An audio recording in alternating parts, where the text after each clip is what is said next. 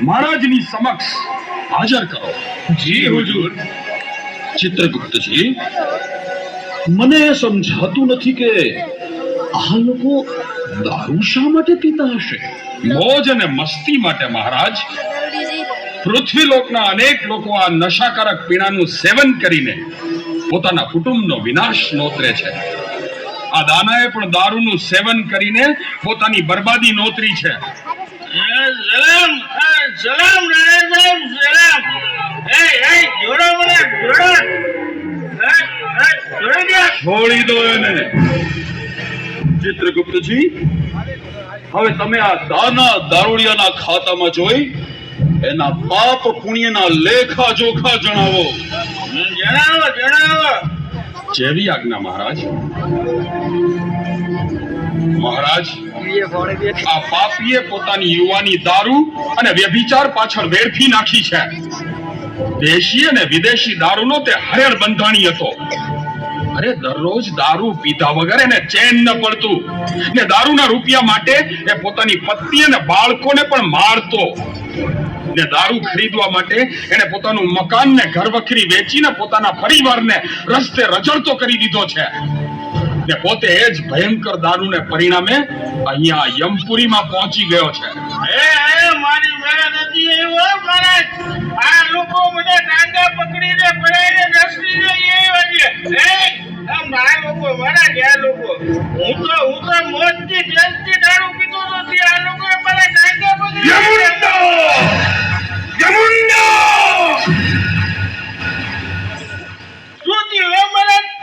આ દુષ્ટ પાપીને જેટલી પણ સજા કરવામાં આવે તેટલી ઓછી છે. યમદૂતો, લઈ જાઓ આ દુષ્ટને ને એને ઝાડ સાથે બાંધીને મીઠામાં બોળેલ ચાબુક વડે ફટકારો. માફ કરી દો.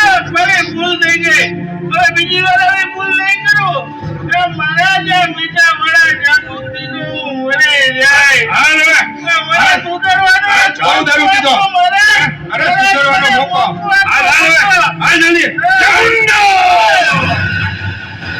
મૂર્ખના સરદાર, યાદ કર તારી માતાના ગર્ભમાંથી તે આપેલ વચન. તે દિવસે તે કહ્યું હતું કે મને એક મોકો આપો, ને તને મેં એક મોકો આપ્યો. તને એક સંસ્કારી કુટુંબમાં જન્મ ધારણ કરવા દીધો ને તે જ કુટુંબને દારૂ પાછળ બરબાદ કરી નાખ્યું. તેમ છતાંય હજુ તારે એક મોકો જોઈએ છે. શરમ નથી આવતી બીજો મોકો માંગતા? બીજી વાર ક્યારે દારૂ નહીં પીવું. બસ બીજું માફ કરી દો મહારાજ. માફ કરી દો મહારાજ. હું ચાબુક નહીં કરી રહેતો. મહારાજ માફ કરી દો. યમદૂતો, લઈ જાઓ આ દુષ્ટ પાપીને ને એને ધગધગતો શીશાનો રસ પીવડાવો. દારૂનો જિંદગીભરનો નશો બે જ ઘડીમાં ઉતરી જશે. લઈ જાઓ આ દુષ્ટને.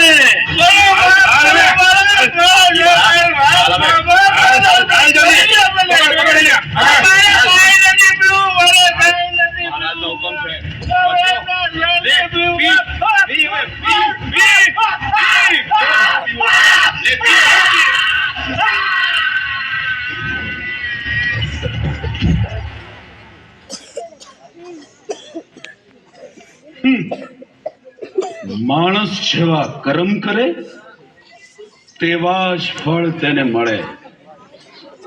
ચિત્રગુપ્તજી. જી મહારાજ. હવે પછીની આઈટમને હાજર કરો. જેવી આજ્ઞા મહારાજ. યમદૂતો, કાળિયા ચોરને હાજર કરો. જી હુજુર. આ કાળિયા ચોરની શું સ્ટોરી છે ચિત્રગુપ્તજી? સ્ટોરીમાં તો એ બહુ મોટો ખેલાડી છે મહારાજ. બચાવો બચાવો બચાવો. ક્યાં મરી ગયા બધા? બચાવો. મૂકી દો મને. મૂકી દો. હું એક કોઈ લઈશ. યમુંડા, ચૂપ! આ શું કબડ્ડીનું મેદાન છે? બેસી જા શાંતિથી. ખબરદાર જો દોડાદોડી કરી છે તો. ચિત્રગુપ્તજી, આ ખેલાડીના પરાક્રમો જણાવો. જેવી આજ્ઞા મહારાજ.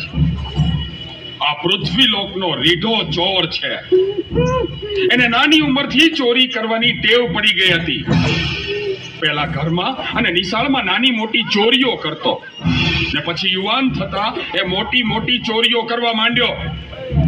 ગરીબ અને નિર્દોષ લોકોને છળ કપટથી લૂંટતો, ને પૈસાદારને છરીની અણીએ. શું વાત કરો છો? ને હા મહારાજ, આ ઠંગ ખેલાડીએ ભગવાનના ભક્તોના હૃદયને પણ ઠેસ પહોંચાડી છે. એમ કેવી રીતે? ભગવાનના મંદિરને લૂંટીને. યમદૂતો, આ દેવ મંદિરોના ચોરને ઊંધો લટકાવીને ચાબુકથી ફટકારો. ને પછી સાર મેદન નરકના કુંડમાં એને ફેંકી દો. ભલે વર્ષો સુધી સળ્યા કરે. જાઓ, લઈ જાઓ આ કાળ મુખાને. મારે ક્યાંય નથી જવું. ચોરીઓ કરી. ચોરી નહીં કરો.